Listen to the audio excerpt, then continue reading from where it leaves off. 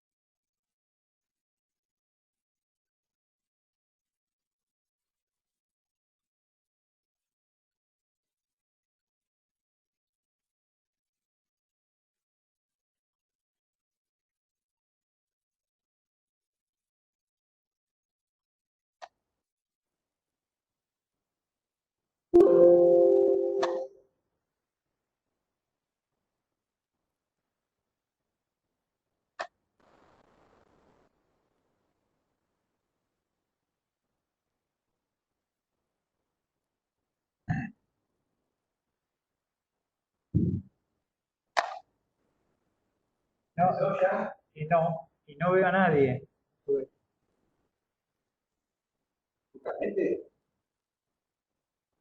¿Me escuchan ahí abajo o no?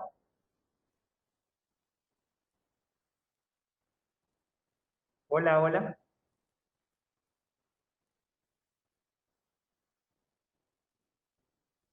No me deja habilitar cámara, no sé por qué.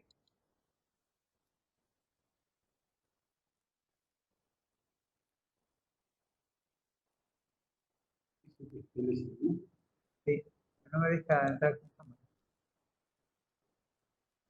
¿Ya empezó?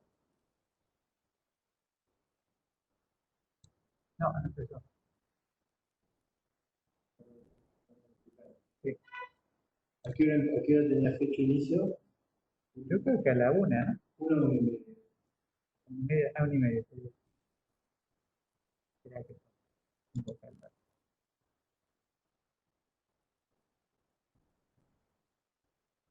No, 13. No hay nadie.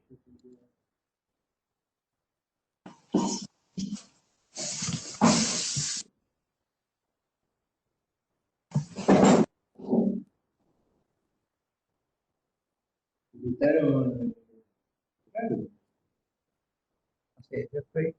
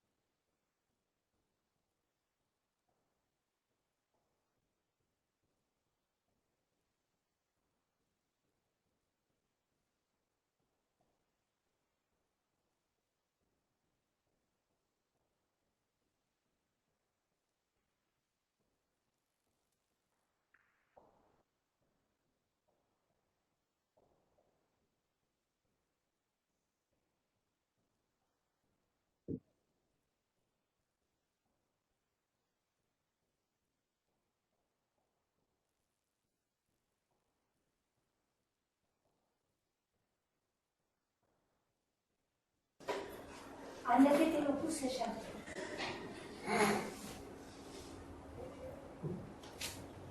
Hola, muy buenas tardes a todas y a todos. Estamos acá desde la Escuela de Gobierno en Salud, a través de Telesalud, para toda la nación, muy contentas de estar acá presentando la experiencia de plasma en la provincia de Buenos Aires. Bueno, estamos hoy con un panel muy importante que entre todas vamos a poder un poco contar esto que está sucediendo a partir del 14 de mayo. Bueno, empezamos por la doctora Alejandra de Bonis. Ella es hematóloga, directora social y asistencial del Instituto de Hemoterapia. Va a estar hablando sobre selección de donantes y producción de plasma COVID-19. A su lado tenemos a la doctora Lorena Regueirás, que es pediatra e inmunóloga. Va a hablar sobre receptores, indicaciones y la explicación inmunológica de esta nueva terapéutica, nueva y vieja terapéutica también. A mi lado, la doctora Soledad González. Ella es pediatra, infectóloga y viene desde acá, desde la Escuela de Gobierno en Salud. Ella nos va a hablar de los resultados de las investigaciones, que por el momento tenemos una gran investigación con 2 resultados parciales. Y por último, tenemos a la doctora también, pero abogada, Janina Spinelli. Ella es directora asociada de planificación del Instituto de Hemoterapia de la provincia y nos va a estar hablando sobre la operativización del plan estratégico de esto que vamos a contar durante un par de horas, 1 hora y media. Les pedimos que vayan pensando preguntas, porque una vez que cada una de ellas termine su ponencia, vamos a abrir un espacio a sus interrogantes. Así que esperamos que puedan aprovecharlo. Vayan pensando sus preguntas y, bueno, empezamos con la doctora de Bonis. Bueno, buenas tardes a todos. Yo les voy a contar un poco la parte técnica de lo que es la recolección de plasma y la atención del donante.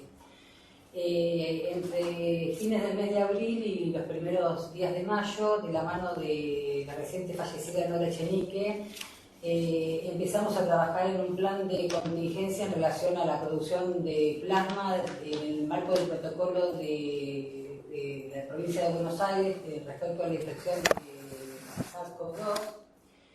Y un poco lo que pensábamos en ese momento era que la dinámica se iba a limitar a pocos centros dentro de la provincia de Buenos Aires en la recolección de plasma. Al inicio empezamos a trabajar desde el centro regional con el Hospital del Cruce y el centro regional de General Rodríguez, con lo cual después vimos que debíamos sumar varios centros más para poder darle cobertura a toda la provincia de Buenos Aires. En ese momento, y con muy buena visión, Nora habilitó el Centro Regional de Mar del Plata, de Bahía Blanca, y posteriormente se inauguró el Centro 3 de Febrero, que es el recientemente inaugurado, con lo cual formamos un equipo de 6 centros, los que estamos colectando y seleccionando donantes para el protocolo de la provincia. Puntualmente, ¿qué características tienen que tener los donantes de plasma para COVID? En realidad no son muy diferentes de los de donación de cualquier producto de sangre. El donante debe aplicar como donante de sangre con todas sus características de edad. En realidad nosotros usamos 18 años como límite inferior, a pesar de que ya la donación de sangre está habilitada para menores a partir de los 16 años, pero siendo que probablemente sea una primera vez para esos chicos y conectarlos a un equipo, que ahora les voy a comentar cuál es la tecnología que utilizamos, nos pareció mejor tomarlo a partir de los 18 años y hasta los 65. Con respecto, con buen estado de salud y con un peso mayor de 50 kilos. Eso es lo general de un donante, que requiere una entrevista personalizada que la hacemos con cada uno de ellos, y una vez que aplica, nosotros ya le damos la probabilidad de que pueda ser donante COVID.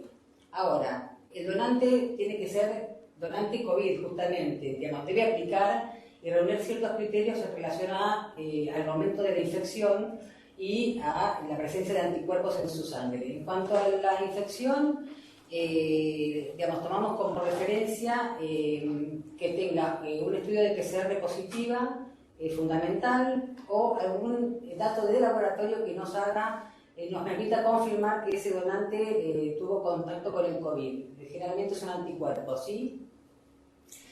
Una vez que tenemos ese dato y que lo corroboramos, deben haber pasado por lo menos 28 días desde que se le fueron los síntomas. A partir de ese momento es donde nosotros los tomamos como donantes, ya que es el punto desde su estímulo inmunológico, digamos así, donde podemos conseguir el mayor título de anticuerpos o el pico de anticuerpos, que es donde nosotros tenemos que actuar para la colección de plasma. Una vez que le tomamos la muestra a ese donante, lo que hacemos es, por un lado, estudiar qué nivel de anticuerpo tiene, porque en realidad no todas las personas que contrajeron COVID tienen posibilidad de donar. Deben tener un título, que ahora les voy a contar cuál es el valor que nosotros utilizamos, deben ser positivos con un título superior a ese valor y además aplicar como negativo para todo lo que son enfermedades de transmisión a través de la transfusión.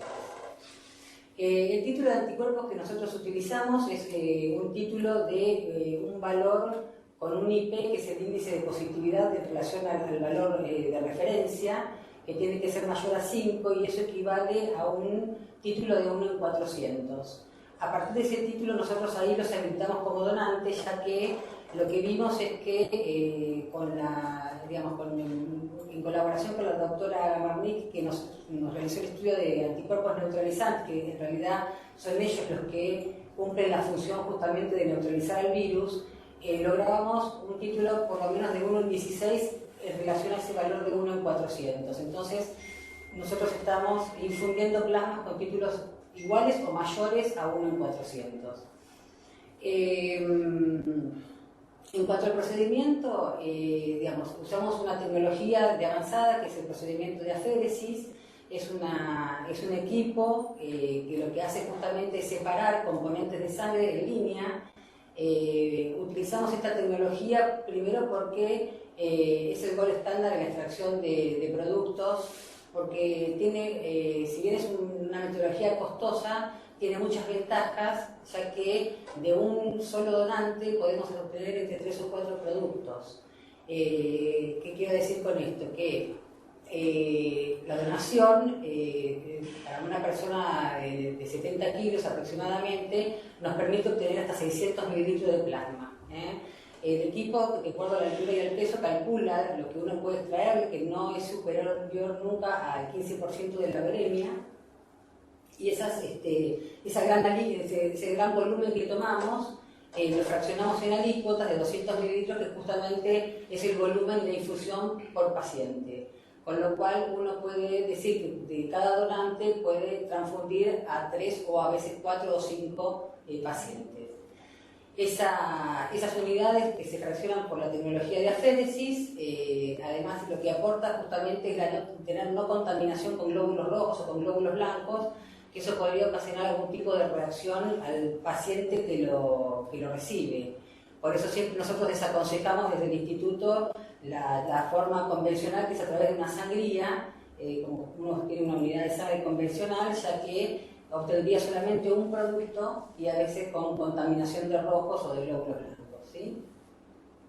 Esos productos, una vez que se extraen, son congelados a muy bajas temperaturas, en freezer de menos 80, son rotulados de acuerdo a su grupo y factor y son liberados de acuerdo a que su serología se vuelva a corroborar negativa. Esos quedan en stock dentro del instituto a la espera de las solicitudes que la doctora acá presente nos hace a diario. Y bueno, también lo que hacemos es estamos en contacto permanente con los otros centros, ya que de acuerdo al stock o a la cantidad de donantes que vayamos teniendo, vamos redistribuyendo los productos para que los plasmas puedan llegar en tiempo y forma a los pacientes. Bien. Gracias, Alejandra. Bueno, ahora tenemos una presentación.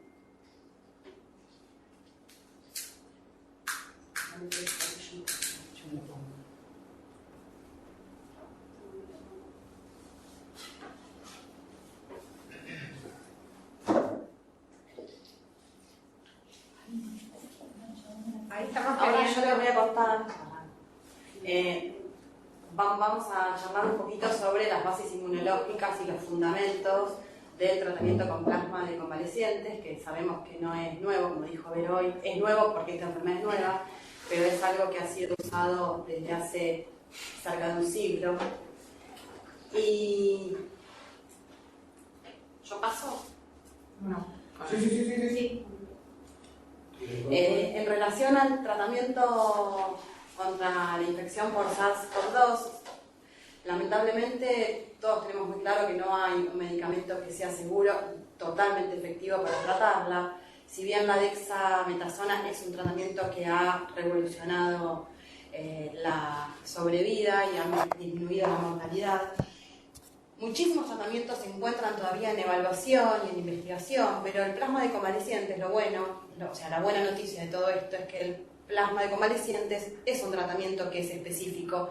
¿Por qué? Porque se basa en anticuerpos específicos contra el virus. Y por lo pronto podemos decir que es seguro y pareciera ser eficaz, como lo demuestran muchísimos artículos, y después se le va a contar los resultados nuestros.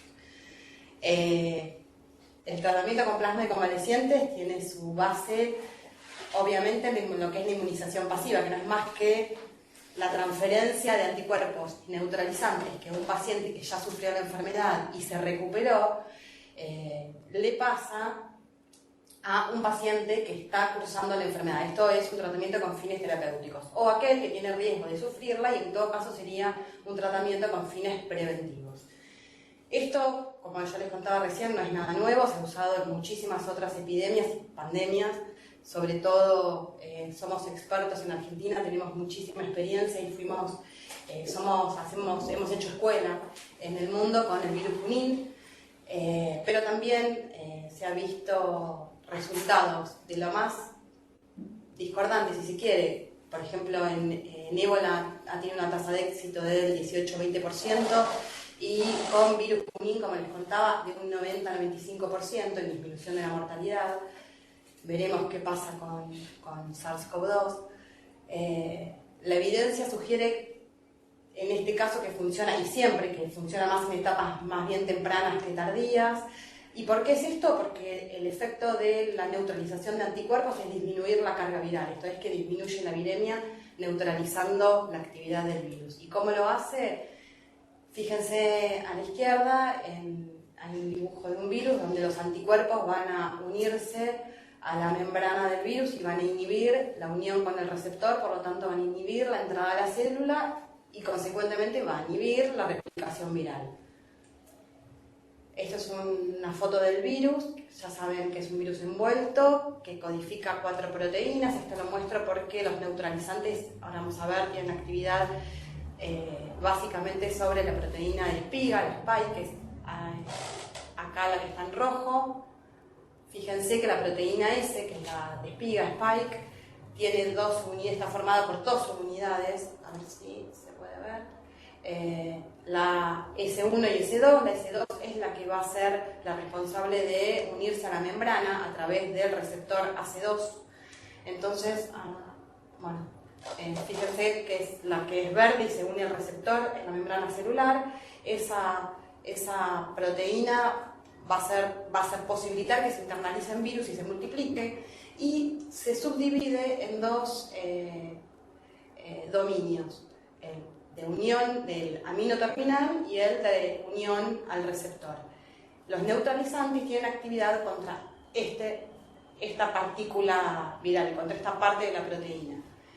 Esto lo cuento porque este plasma que nosotros pasamos y que nosotros analizamos con el test que contó Ale de Gamarnik, para ver si tiene anticuerpos neutralizantes o no, el test que nosotros usamos mide específicamente la titulación de estos receptores, que es RBD, con lo cual se infiere qué cantidad de neutralizantes tiene, midiendo qué cantidad de anticuerpos antirreceptor RBD.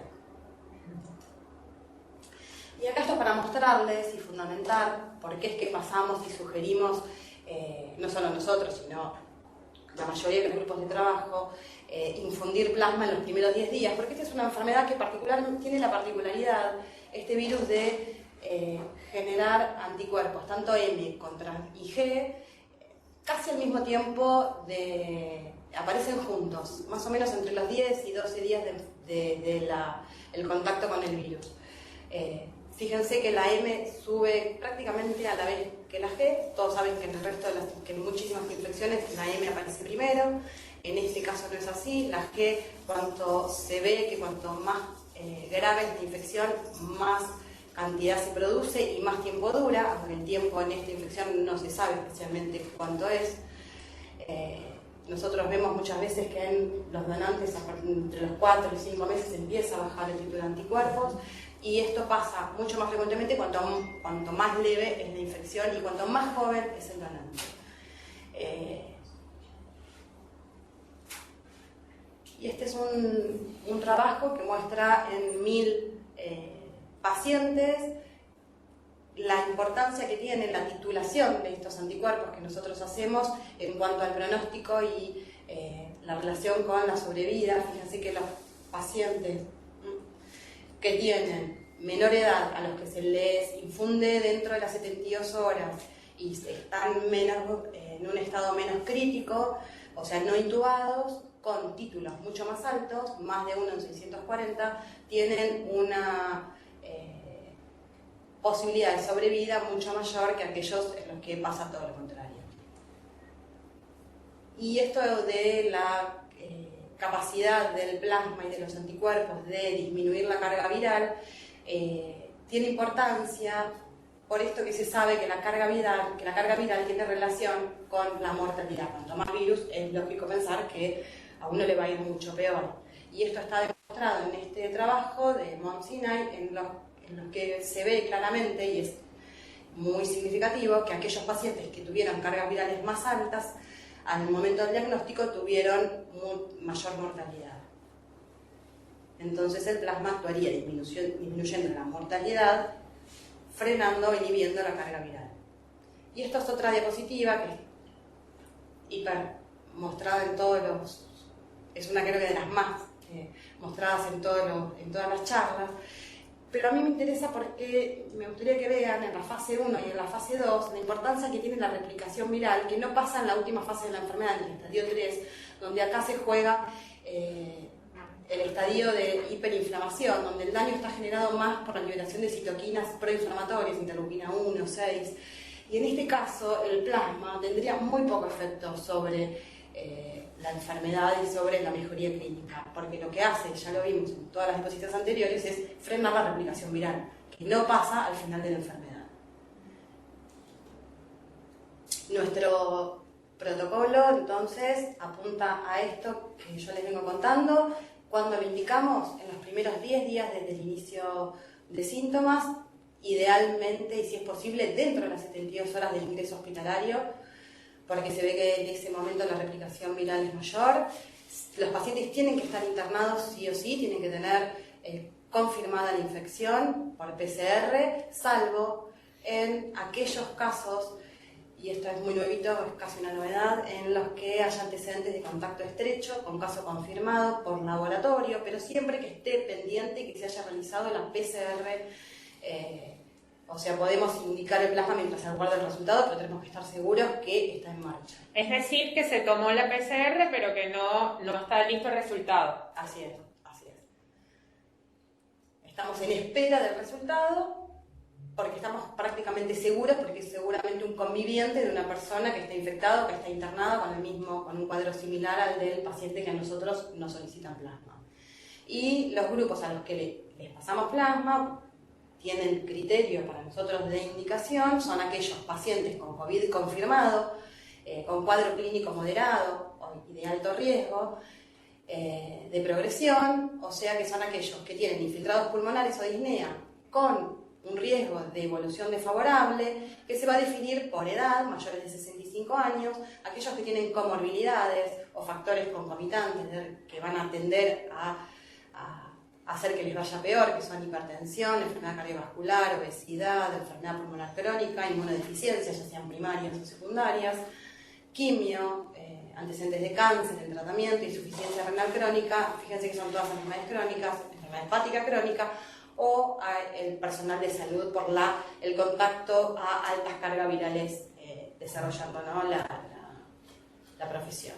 Y también con ciertos marcadores de laboratorio que nos orientan a una peor evolución, que son elevación de dímero D, elevación de troponina, ferritina mayor a 1000, LDH aumentada al doble y linfopenia.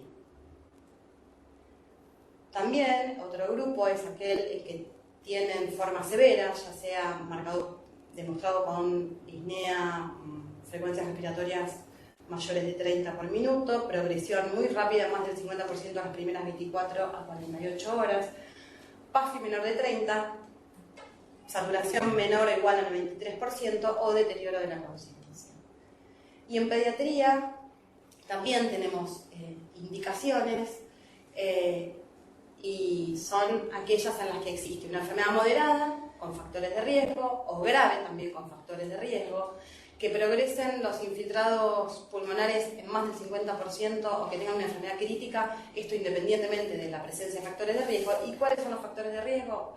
Estos que ustedes ven abajo en el cuadro, que son lactantes menores de 3 meses o menos de 6 meses, pero prematuros con un peso de menos de 1500 gramos, aquellos bebés o niños que tengan cardiopatías, obesidad con una índice de masa corporal mayor de 30, enfermedades respiratorias, inmunocomprometidos, enfermedades neuromusculares o diabetes insulinodependiente. Y la situación de plasma de convalecientes en la provincia de Buenos Aires hace 48 horas, y esto es muy similar al de hoy. Tenemos 1.574 donantes acumulados desde el 14 de mayo, como contaba Ale. Tenemos 4.202 unidades enviadas para transfundir y se han transfundido, han recibido 3.872 pacientes estas unidades. Esto es porque algunos pacientes han recibido más de una. Fíjense la evolución, cómo ha ido acompañando la evolución de la pandemia. Esto es la evolución semanal. Los lugares de donación, que ya nos dijo Ale, La Plata es que se lleva el 50% de la recolección de plasma, pero hay otros 5 lugares. El rango etario de los donantes son la mayoría, el 60% menores de 46 años. Fíjense que la mayoría son jóvenes, 55% varones, 45% mujeres. Esto es porque la enfermedad es de por sí más frecuente en varones, y otra es por la característica de los donantes que no pueden ser mujeres multíparas. Entonces hace que tenga una leve mayoría de hombres en cuestión de donación. Y lo que también contaba Alejandra en cuanto a la titulación de anticuerpos, fíjense que todos son tienen que tener un título más de 1 en 400, porque esto está demostrado que cuanto más título, más eficacia en el tratamiento. Hemos tenido unos poquitos con títulos súper altos de 1 en 6.400, pero la mayoría rondan en alrededor de entre 1 en 400 y 1 en 1.600, que son muy buenos títulos. Tienen correlación, como decía ella, con la neutralización. Y esto también, fíjense cómo acompañan a los donantes, los receptores, obviamente. La curva como fue aumentando a medida que fue pasando el tiempo. Pensamos con muy poquititos y hoy son alrededor de 200 por día. Estoy adelantando. Los receptores, lo mismo, más varones que mujeres, porque la frecuencia en cuanto a pacientes, a infecciones, formas más graves en hombres, y el rango etario en aquellos que son menores de 60 años reciben más cantidad de plasma. Y acá le paso la posta a Sole para pasar. ¿Ves? Bueno, muchas gracias. Bueno, a partir de este programa de uso extendido que tiene la provincia de Buenos Aires, en donde, como explicaba Alejandra y Lorena, las indicaciones se centralizan en médicos, Lorena y un equipo que reciben las solicitudes, desde los hospitales en aquellos pacientes que están dentro de alguno de estos grupos. Por ende, nuestro primer estudio que les vamos a mostrar, que ya fue publicado, son todos pacientes que recibieron...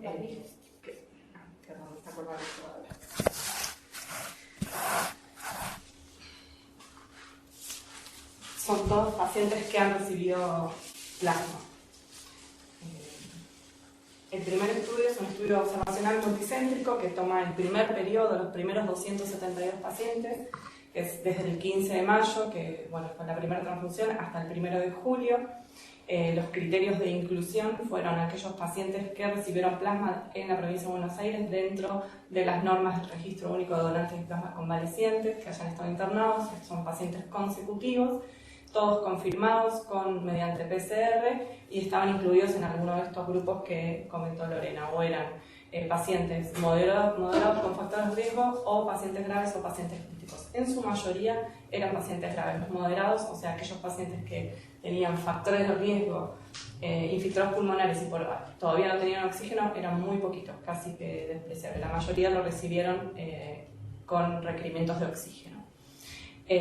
La administración de plasma, como les contaba, se centraliza en Dirección Provincial de Hospitales, se reciben mediante llamados telefónicos directamente con Lorena y otros médicos que participan en esta parte del proceso, en donde se evalúa si el paciente cumple los criterios, y a partir de estos formularios, de estas solicitudes, es que se toman los datos para este estudio, en donde se registran las características epidemiológicas de los pacientes, sexo, edad, la presencia de comorbilidades, de otros tratamientos, y también se registra la presencia de efectos adversos.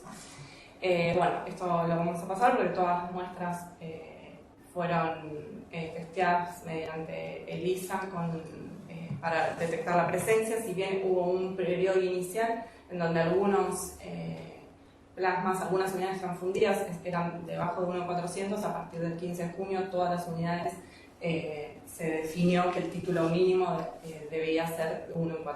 Cada una de las unidades transfundidas son de 200 o 250 mililitros. Y nosotros definimos, en realidad en base un poco al conocimiento previo del uso de plasma en otras infecciones y en base a ya trabajos publicados, evaluamos en una de las variables si definimos como administración temprana aquellos pacientes que recibieron el plasma dentro de los primeros 7 días de iniciados los síntomas.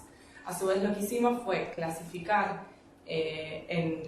según la severidad inicial, o sea, la severidad al momento de la solicitud de plasma, en 4 grupos. Aquellos pacientes que estaban internados en salas, que es el grupo piso, con requerimientos de oxígeno, aquellos pacientes ingresados en unidades de terapia intensiva pero que no requerían ser ventilados, que es el grupo UTI, el grupo UTI-BM, que es aquel grupo de terapia intensiva con requerimientos de ventilación mecánica, y el grupo de pacientes más críticos, que son aquellos pacientes ventilados y a su vez con requerimientos inotrópicos por presencia de shock séptico. La variable principal del resultado de este primer estudio fue la letalidad a los 28 días de haber recibido el plasma. Y después evaluamos como variable secundaria la evolución favorable, o sea, definimos para el grupo piso que el alta o no haber ingresado a terapia como evolución favorable, para aquellos que estaban en terapia el alta o haber sido transferidos a piso como evolución favorable.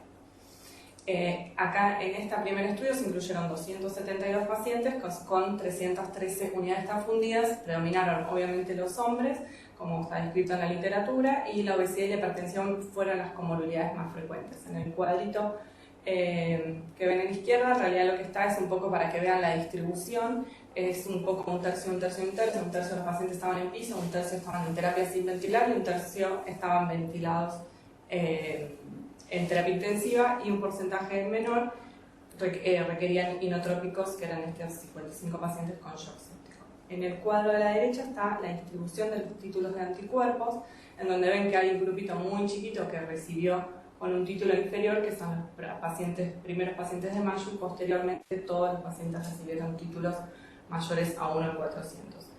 Se hizo un análisis a ver si había alguna relación en el título y la evolución, y la verdad que no lo encontramos. Pensamos que no lo encontramos por una cuestión de tamaño de muestra, o sea que cuando pusimos a subanalizar los distintos grupos, no encontramos un beneficio en las diferencias de los títulos, pero bueno, creemos que tiene que ver con una cuestión metodológica.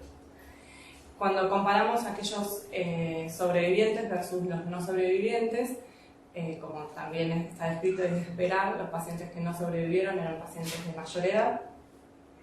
Eso fue una diferencia estadísticamente significativa, y también obviamente los pacientes críticos con requerimientos inotrópicos y requerimientos de ventilación mecánica tuvieron obviamente más riesgo de fallecer. El resto de las variables no hubo una diferencia significativa ni en el uso de corticoides, ni en el uso de otros tratamientos, ni en la presencia de otras comorbilidades. Cuando analizamos nuestro outcome primario, que era ver cuál fue la letalidad a 28 días de estos 4 grupos de pacientes, claramente vemos que hay 2 comportamientos distintos. Los pacientes que están en piso o en terapia intensiva no ventilados, que tuvieron letalidades por debajo del 20%, el grupo piso 14% y el grupo de terapia intensiva 18%, y cuando evaluamos los pacientes que requirieron ventilación mecánica, ya esa letalidad está por encima del 40%, 44% para los UTI ventilados y 55% para los que además requerían inotrópicos. Cuando evaluamos la evolución favorable, esto es un poco a la inversa. Los pacientes que no requerían ventilación mecánica tuvieron obviamente un mayor porcentaje de evolución favorable, con un 80% de evolución favorable a los 28 días en los pacientes que estaban al inicio en piso, o sea que no requerían ingreso a terapia intensiva ni asistencia ventilatoria, y esto va disminuyendo y se nota una gran diferencia obviamente en los pacientes que ya están internados en terapia intensiva ventilados. Cuando evaluamos curvas de sobrevida en los 4 grupos, como los 2 grupos de los pacientes no ventilados, que casi podría ser un único grupo, o sea, aquellos pacientes no ventilados se comportaron muy similar, con una sobrevida muy parecida de 25 días, y cuando analizamos los otros 2 grupos vemos cómo ya la sobrevida se acorta a 20 y 18 en el grupo de shock séptico. En el análisis de regresión logística, evaluamos por un lado la letalidad de los 28 días y por el otro lado los factores relacionados a una evolución favorable. En lo que es letalidad de 28 días, la ventilación mecánica, el shock séptico y el mayor peso estuvieron asociados independientemente a mortalidad, y cuando evaluamos evolución favorable, obviamente lo contrario, ¿no? Aquellos pacientes que no requerían ventilación mecánica, que no presentaban shock séptico y que eran de menor edad, tuvieron una evolución frecuentemente más favorable, y aquellos que tenían una frecuencia cardíaca basal más baja. Obviamente la limitación, este es un primer estudio, fue el primer análisis de esta primer corte de los 272 pacientes que recibieron plasma. Es un estudio descriptivo, obviamente no hay una rama control, por ende no se puede hacer un análisis de eficacia. Lo que sí pudimos evaluar es que la administración, claramente a aquellos pacientes que recibieron el plasma en estadios más tempranos de la enfermedad tuvieron una mejor evolución, pero eso, al no tener un grupo comparador, no se puede hablar de eficacia. Sí podemos hablar de seguridad, no hubo efectos adversos graves en este grupo de pacientes. Así que las conclusiones de este estudio es que la letalidad y la evolución favorable tuvieron una clara relación al estado clínico al momento de la indicación de recibir el plasma. Pero bueno, obviamente con eso fue el puntapié de una serie de estudios que siguen en marcha.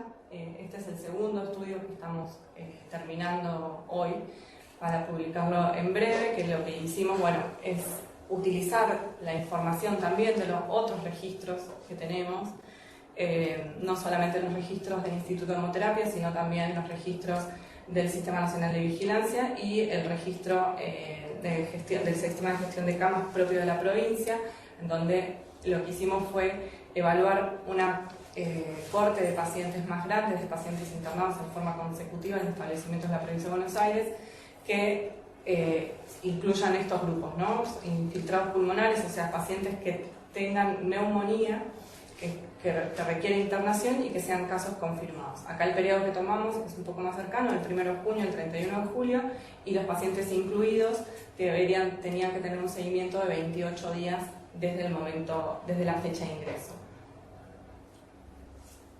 los datos entonces los relevamos de distintas fuentes, o sea, como fuente principal el Sistema Nacional de Vigilancia para detectar a aquellos pacientes y relevar las comorbilidades, del sistema de gestión de camas, donde la provincia desarrolló un sistema de gestión de camas para poder monitorear principalmente la ocupación de terapia intensiva, en donde está casi el 90% de los establecimientos incluidos, donde podemos obtener fechas mucho más certeras de ingreso y días totales de internación. Y las defunciones, que también las tomamos de estas fuentes, pero todas las defunciones fueron chequeadas y relevadas con el Registro Provincial de Personas con los certificados de defunción.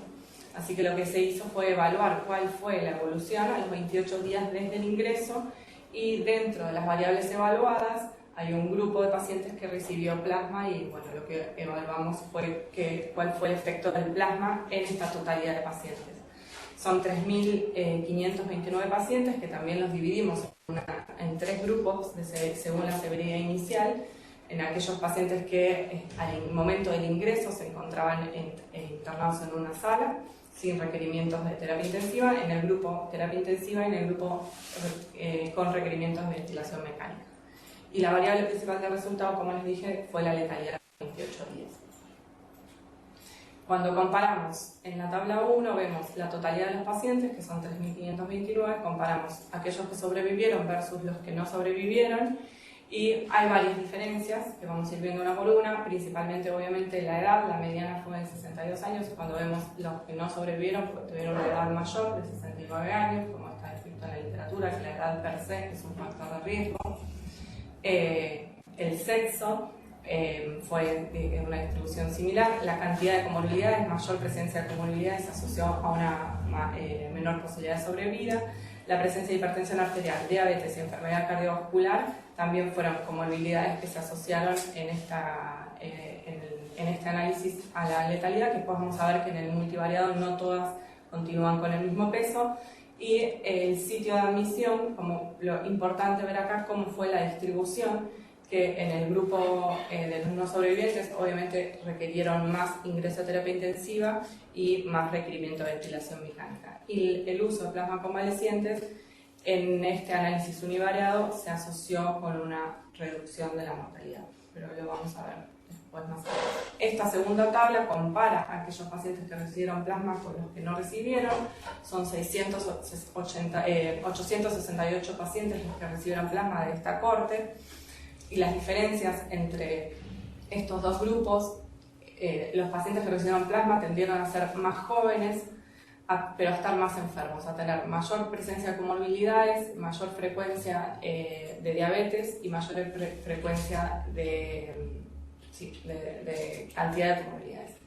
Cuando vemos cuál fue la gravedad inicial para comparar si estos grupos eran comparables en severidad inicial, lo que vemos es que el grupo de los pacientes plasma eran más graves, requirieron mayor ingreso a unidades de terapia intensiva, pero el uso de ventilación mecánica fue similar en los dos grupos, 21% en el grupo que no recibió plasma y 21% en el grupo que recibió plasma.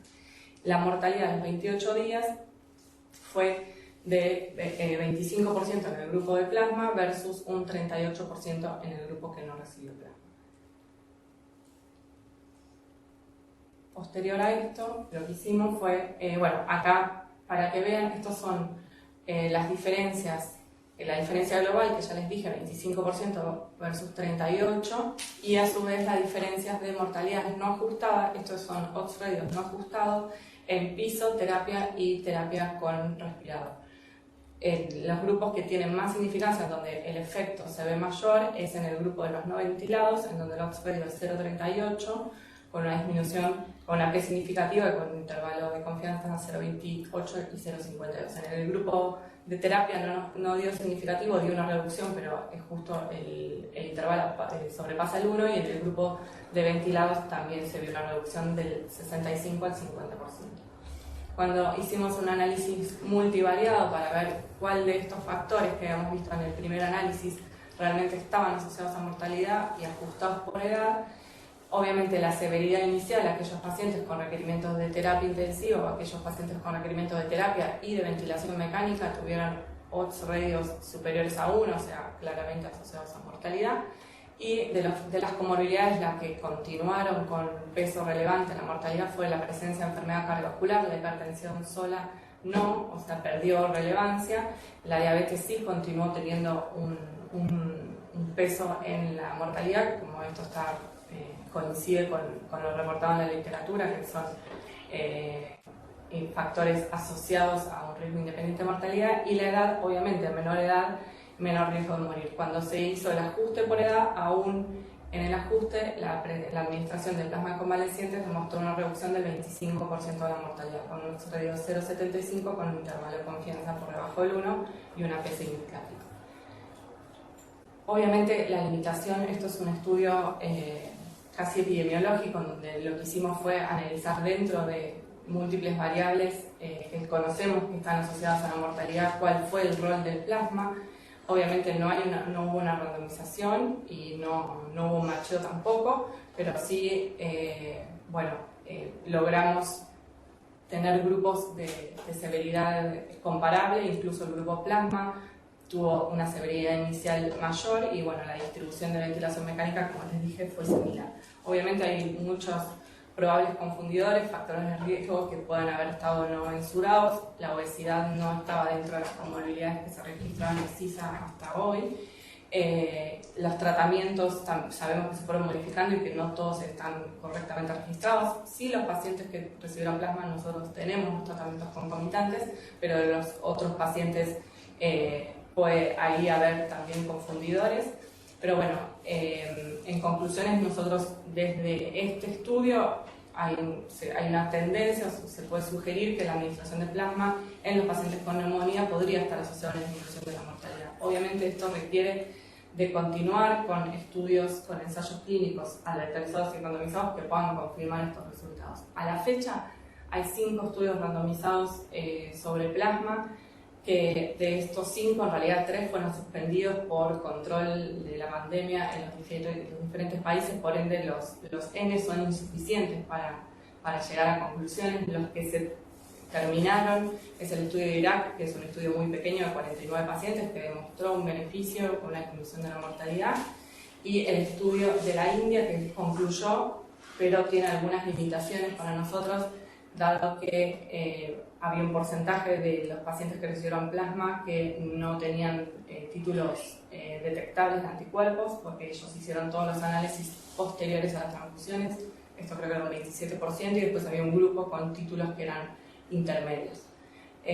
Los estudios de China, de Holanda y de España, China y Holanda no encontraron beneficio, pero fueron estudios que se suspendieron. El de China es el más conocido, el estudio de Li, que no tuvo fallecidos en el grupo de graves, y que sí demostró que el plasma se asocia a la negativización de la PCR en forma significativa. Y el grupo de España, que también tuvo que ser suspendido por falta de reclutamiento. Y estos son todos estudios observacionales en donde algunos encuentran beneficios en términos de mortalidad, como el estudio de Mount Sinai de Estados Unidos, el estudio de Irán, el estudio del hospital también de Estados Unidos del Hospital Metodista. Pero son todos estudios, son todos casos controles.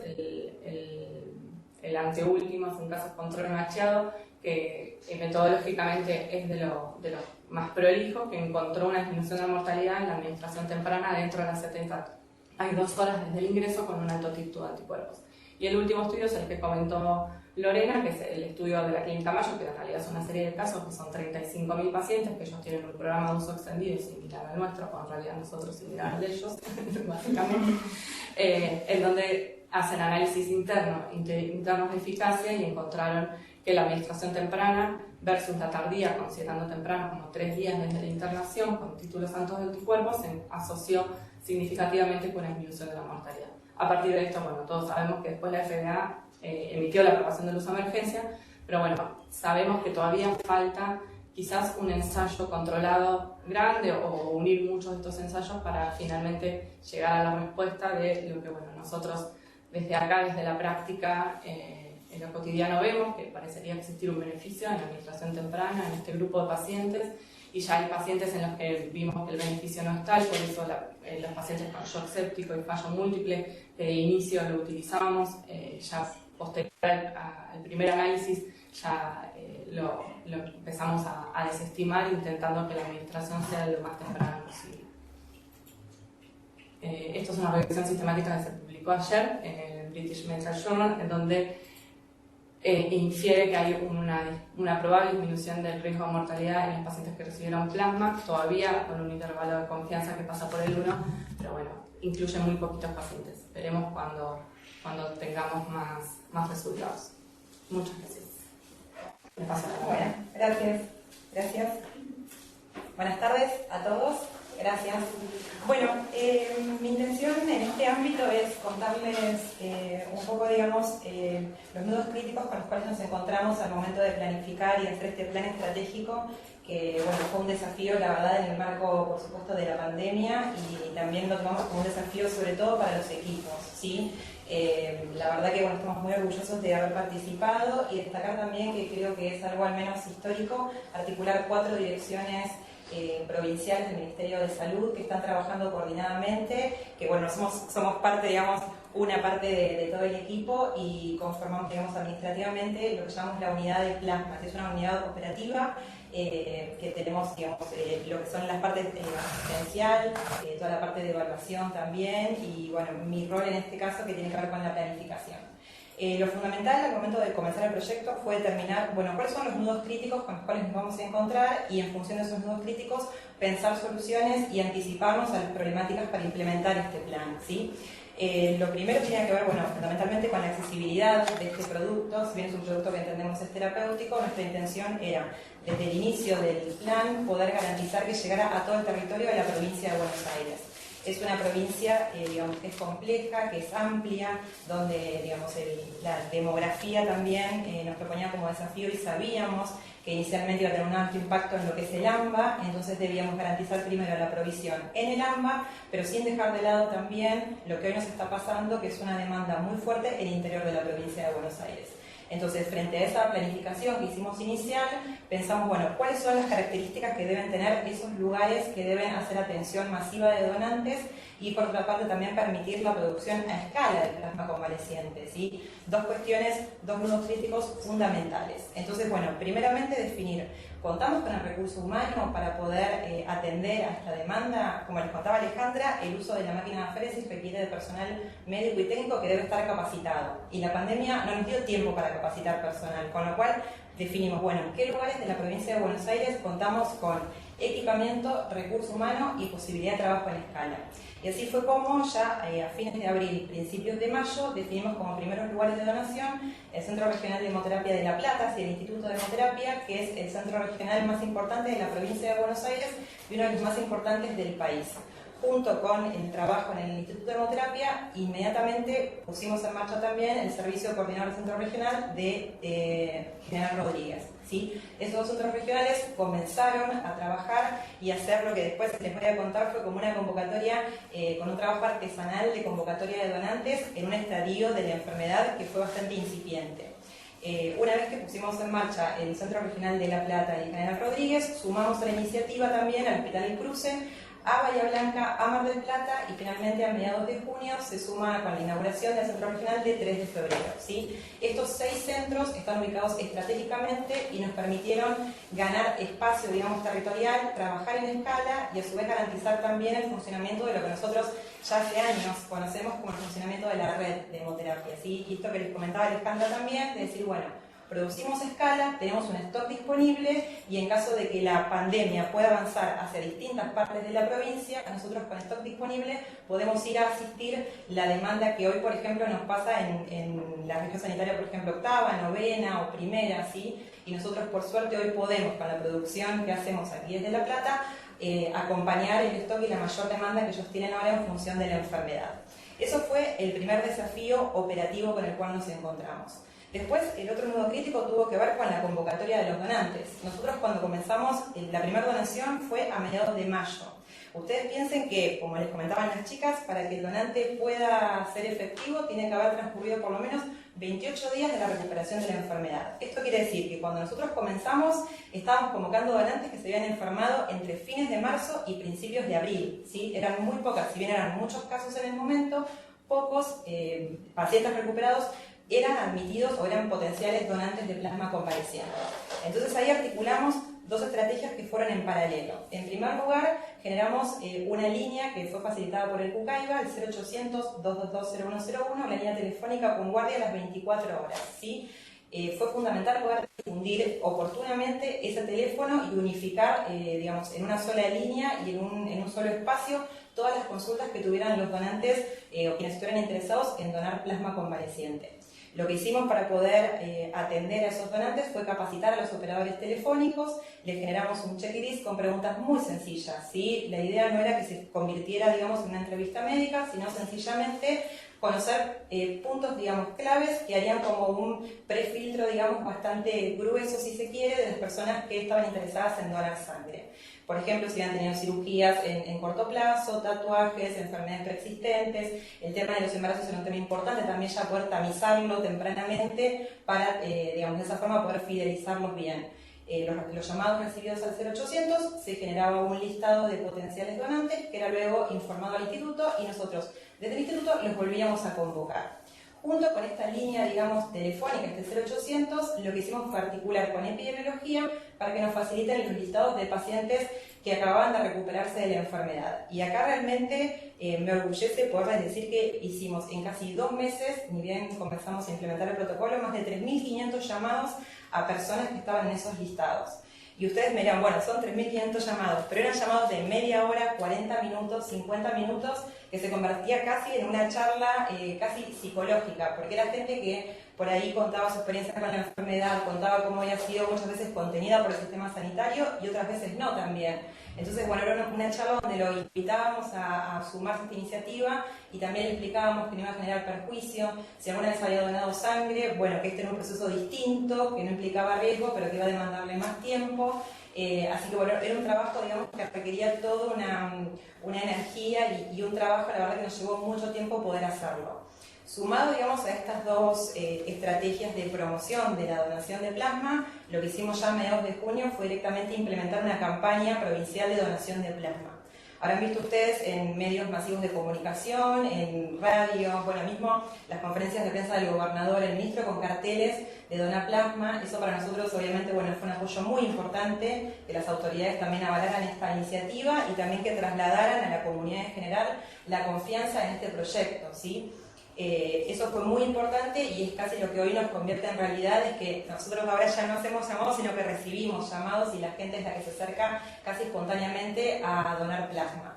Lógicamente que generar una campaña de promoción de la donación masiva, sabíamos que iba a ser algo muy bueno, pero también sabíamos que nos planteaba como desafío qué mensaje íbamos a comunicar, porque sabíamos que nosotros debíamos instarlos a donar sin generar falsas expectativas sobre el tratamiento, porque sabíamos que en definitiva, si nosotros salíamos masivamente a decir donen plasma, implicaba que se convirtiera en algún punto una demanda que podía ser social sobre ese tratamiento.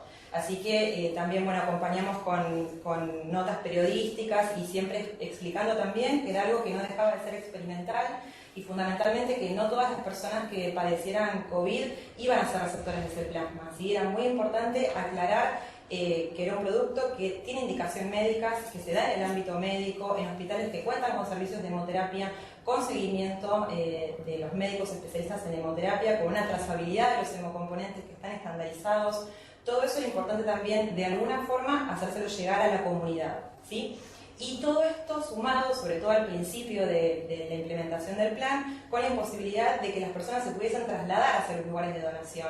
Y ahí nuevamente nos ayudó el CUCAIBA también, con transportes y con toda una puesta a disposición logística, donde nos dieron combis y choferes, a quienes agradecemos también, quienes se encargaron de llevar a todos los donantes a sus casas y devolverlos con agendas que fueron muy complejas de poder realizar, porque era coordinar con el donante, con el centro de donación, con los choferes, contar con toda esa logística. La verdad fue un desafío para nosotros. Sumado en todos los casos, en realidad, al trabajo que habitualmente hacen los servicios de hemoterapia y los hospitales también. Mismo CUCAIBA, con sus operativos también de ablación, tener que colaborar con nosotros.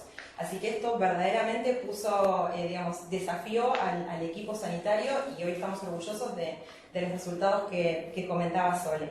Y en esta misma línea también, otro nudo crítico que para nosotros fue fundamental poderlo determinar desde el inicio y es lo que después terminó siendo, digamos, la base sobre la cual se pudieron hacer los estudios, fue generar no solo el protocolo, digamos, del día 1, nosotros no iniciamos ni la primera donación sin haber contado con un protocolo que tenía toda la regulación legal, con todos los criterios de ingreso de los donantes y de los receptores, y la aprobación también por el Comité de Ética Central del Ministerio, ¿sí? Y eso fue, digamos, el puntapié de toda esta acción. Y junto con la generación de ese protocolo, todos los instrumentos también legales que servían, digamos, de herramientas que hoy son las que nos permiten generar también el registro, ¿sí? No hay una indicación de plasma convaleciente en la provincia de Buenos Aires sin que esté registrado en una planilla de solicitud que no solamente cuenta con los datos personales del receptor, sino también con todos los datos de las comorbilidades y la clínica que posee el receptor al momento de la indicación, y que es lo que después sirvió para que las chicas, junto con otras herramientas, pudieran llevar a cabo los estudios, ¿sí? Del día 1 estuvieron registrados todos y cada uno de los receptores. Y también, digamos, es importante decirles, por si esto puede servir, digamos, como ejemplo para que lo puedan implementar, que esto se hizo a esfuerzo de trabajo, ¿sí? Las casi 4.000 transfusiones que hoy hay fueron registradas una por una manualmente por equipos de trabajo administrativos, a quienes también agradecemos, ¿sí? Digamos, no hacen falta grandes estructuras, sino lo que nosotros destacamos, que es ponerse esto al hombro y sumar trabajo en equipo fundamentalmente, y por sobre todo siempre destacar y agradecemos quienes trabajamos en lo que es hemoterapia también, la solidaridad de la gente, ¿sí? Sin la solidaridad de la gente que se acercó desinteresadamente, sin ningún tipo de retribución ni remuneración, en el marco de medidas de aislamiento, con temores sobre la enfermedad, con miedos de si por donar sangre perdían anticuerpos y eso les podía generar algún detrimento en sus defensas. La verdad que también nos enorgullece haber podido contar con ellos. Así que, bueno, agradecerles el espacio. Bueno, muchísimas gracias a todas. La verdad que lo que tratamos es que tengamos representatividad en la mesa para poder explicar un poco esto que es tan complejo, porque no se trata solo de la transfusión, se trata de los donantes, se trata de cómo se indica este tratamiento, posteriormente los estudios, el monitoreo, y lo que nos decía Yani es que hay una cantidad de gente, una cantidad de esfuerzos, todas las complejidades que amerita esto, pero bueno, somos las que nos estamos viendo acá, pero atrás hay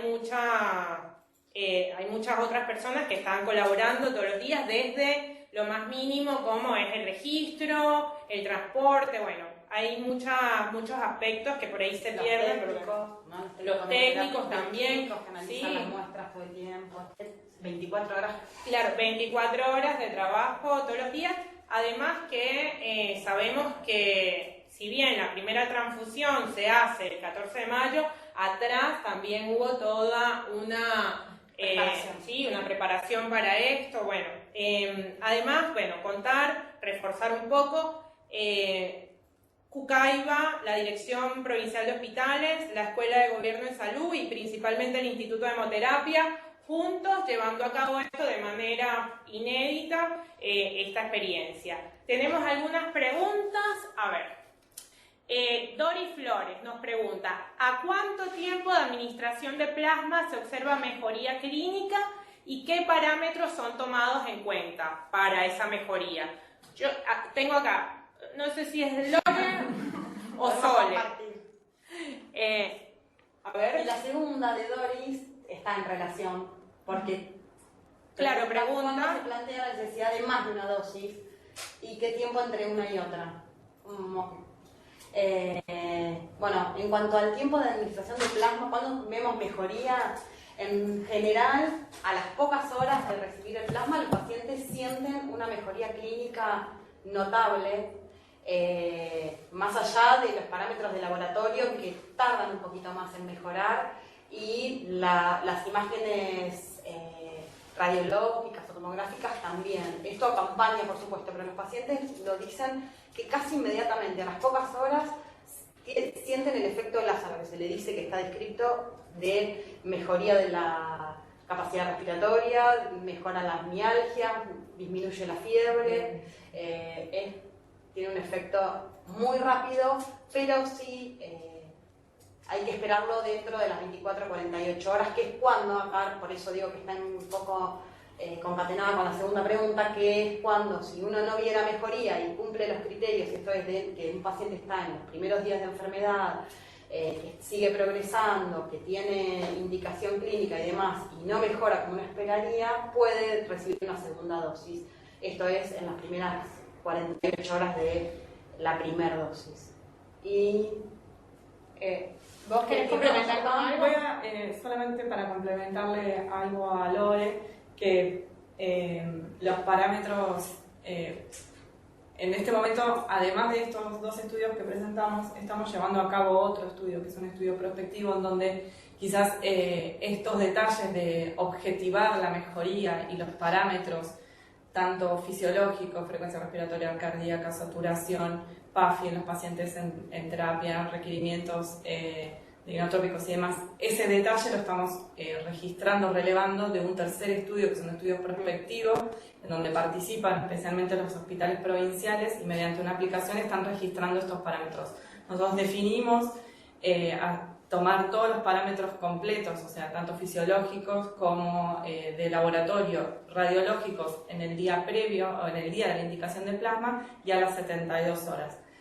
Además, después de hacer un seguimiento días 7, 14, 21 y 28. Quizás, obviamente, la respuesta estaba más orientada a lo dinámico de cuándo indicar una segunda dosis, pero en muchos de los estudios se está buscando esto, evaluar quizás entre 48 y 72 horas se elige como para ver si hay un impacto en requerimientos de oxígeno, en parámetros de laboratorio y demás.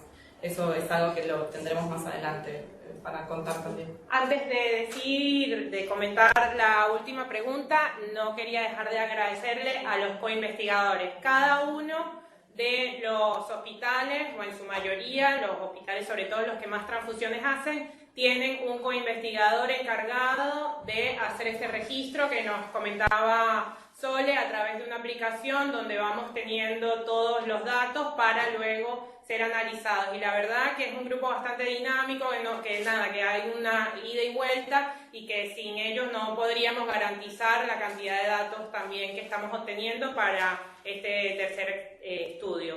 Tenemos un comentario de Rosa Boloña. Felicitaciones, excelente, impresionante esfuerzo, base para otras intervenciones en COVID y en otras enfermedades. Pregunta puntualmente si se registraron efectos adversos y plantea el riesgo potencial de antibody enhancement of infection. En inglés, si se han descrito casos compatibles, si se podría empeorar el cuadro inflamatorio, especialmente en pacientes con más de una semana de evolución. Inmunóloga. No, la verdad, Rosa, no vimos ningún caso de esto que decís de antibody enhancement of infection, o sea, empeoramiento de la infección mediada por anticuerpos. Nosotros no lo vimos y de hecho no hay descritos casos, salvo en algunos en laboratorio. Acá paso un dato, unas preguntas y contacto a unidadeplasmapba@gmail.com. Si quieren mandar preguntas. Si quieren mandar preguntas, las mandan ahí, o cualquier otra duda, nosotros las recibimos y después, si no tenemos tiempo, las podemos contestar más tarde. Vuelvo a la pregunta de Rosa. Que ponen el cartel. Sí. Le contesto a Rosa de nuevo. No vimos ninguno y de hecho está descrito solo en algunos estudios de laboratorio en animales. Esto del ADE no hay descrito en ningún caso en el mundo, por lo menos en plasma de convalecientes COVID. Y efectos adversos, severos ninguno, alguno que otro relacionado con rash o urticaria, pero muy poquitos, te diría menos de 5 en total, y piensen que 3.000 infusiones. Bueno, seguimos con las preguntas. Buenas tardes, muy buenas presentaciones. Quería saber si tienen dificultades o no en el consentimiento por parte de los pacientes y algún breve comentario sobre la experiencia en niños. A ver, decirles que acá las doctoras son pediatras, las dos, y son las que llevan adelante el protocolo de pediatría. En cuanto a consentimiento, mayormente no tenemos problemas, si bien pensamos que iba a ser mucho más dificultoso de lo que es en realidad por el tema del aislamiento de los pacientes y la familia. Esto la verdad es que nos asombró para bien porque no es así. Tenemos todos los consentimientos firmados ya sea por el paciente o por algún familiar. No, la verdad es que no hemos tenido ningún problema. Alguno que otro muy aislado que nos asesoramos con Yani, que ha sido imposible de por ahí que la familia se acerque o localizar a la familia, y que por suerte tenemos la abogada en el Sí, equipo. no, en ese caso está muy buena la pregunta en realidad, y en ese caso, en el caso de que fuera imposible contactarse con la familia para que suscriba el documento, lo que yo siempre les aconsejo es que aunque sea algún familiar manifieste la voluntad de puño y letra en algún documento y le adelante al equipo médico una foto de ese documento.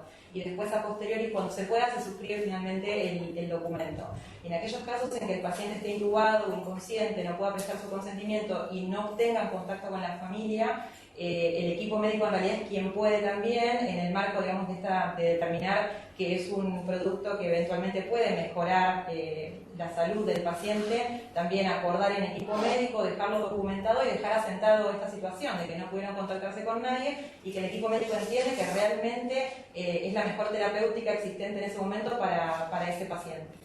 Algo por ahí, un consejo que lo fuimos aprendiendo a lo largo de esta pandemia, es que, y en el uso de plasma, es que le sugerimos a los médicos, y esto ya lo han tomado, es que ni bien ingresa un paciente con diagnóstico de COVID, les sugieran, o por lo menos les comenten esta posibilidad de tratamiento, y que dejen firmado de antemano ante la posibilidad de requerirlo, y ya se evitan cualquier tipo de inconvenientes más adelante. Y bueno, respecto a la experiencia en niños, si bien obviamente representan una proporción muy pequeña, tenemos 16 pacientes pediátricos que han recibido plasma de diversas edades, en su mayoría con comorbilidades, pero en el grupo de menores de 3 meses ha habido pacientes críticos sin comorbilidades que han recibido plasma. Por ahora no tenemos, empezamos, bueno, Gustavo, estuvimos en contacto justamente por el protocolo, empezamos el estudio multicéntrico de pediatría hace poquito, si bien las recomendaciones pediátricas están desde fines de julio, estamos empezando a conectarnos con todos los servicios de terapia pediátrica y infectología de pediatría de distintos hospitales para empezar a tener más detalle, más allá de la información que ya tenemos recolectada desde el Instituto de Hemoterapia, para poder tener más detalles de estos pacientes, pero en sí la evolución ha sido buena de todos estos niños que recibieron. Bueno, dejarles la dirección de correo unidadplasmapba de provincia de Buenos Aires @gmail.com. Ahí vamos a estar recibiendo sus preguntas, todo lo que quieran contarnos. Además, si necesitan algún material, también estamos con algunos materiales en la página del del Ministerio de Salud de la provincia. Les digo específicamente la ruta, que la tengo acá en el machete. A ver. En el portal Emergencia COVID, Efectores de Salud, Instituto de Hemoterapia. Ahí van a encontrar el material necesario para que ustedes puedan adquirir, leer, y cualquier consulta nos las pueden hacer a unidadplasmapba@gmail.com. Tenemos una pregunta más. Hola, buenas tardes. Nosotros en Mendoza, el Comité de Ética Provincial no ha autorizado el protocolo. ¿Me podrían dar alguna sugerencia? Gracias. Fernanda Acenato, pediatra del Hospital Noti. Fernanda, te podemos decir que nosotros acá pasamos todo desde el día 1, estuvimos trabajando con el Comité de Ética Central para que todo se enmarque en un procedimiento ético, así que tuvimos mucha asesoría de ellos, trabajamos codo a codo, todo, no solo el protocolo, el registro único de donadores y el de uso de plasma de convaleciente, tiene incorporado el registro el estudio multicéntrico, el protocolo de investigación al cual nosotros adherimos a través de todas estas investigaciones que va diciendo Soledad, pero todo esto se hizo con todos los documentos que fueron necesarios para que se pudiera incorporar y para que se pudiera aprobar. Así que cualquier pregunta más puntual, si querés, la podemos ir haciendo un ida y vuelta a través de este correo unidadplasmapba@gmail.com. Podemos compartir Sí, te podemos compartir los consentimientos informados, todo el protocolo, el registro completo, bueno, toda la información necesaria.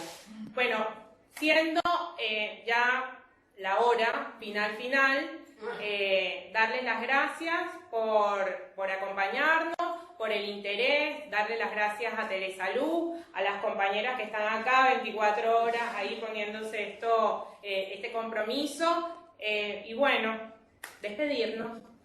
Hasta la próxima. Adiós.